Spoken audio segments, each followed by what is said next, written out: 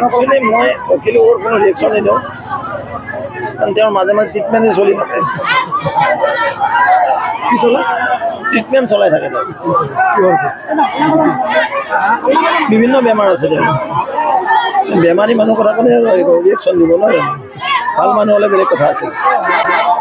দেশৰ সন্মানীয় প্ৰধানমন্ত্ৰী নৰেন্দ্ৰ মোদী ডাঙৰীয়াই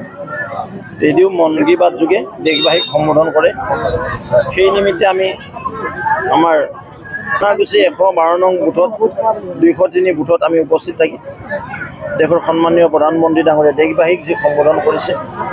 এই মন কী বাত আমি উপভোগ কৰিলোঁ শ্ৰদ্ধাৰ ৰাইজৰ লগত আই মাতৃসকলৰ লগত আৰু লগতে মন কী বাত শেষ হোৱাৰ ইমিডিয়েট ইয়াত এখন সভা অনুষ্ঠিত হ'ল অহা 7 তাৰিখে যি পঞ্চায়ত নিৰ্বাচন অনুষ্ঠিত হ'ব এই পঞ্চায়ত নিৰ্বাচনত আমাৰ মিত্ৰগোষ্ঠী ভাৰতীয় জনতা পাৰ্টি অসম গণ পৰিষদৰ যি আমাৰ মিত্ৰগোষ্ঠীৰ প্ৰাৰ্থীসকল আছে ইতিমধ্যে ইয়াত আমাৰ জিলা পৰিষদৰ সদস্য বাইদেউ আছে মনোনীত প্ৰাৰ্থী আৰু আমাৰ মনাগুচি পঞ্চায়তৰ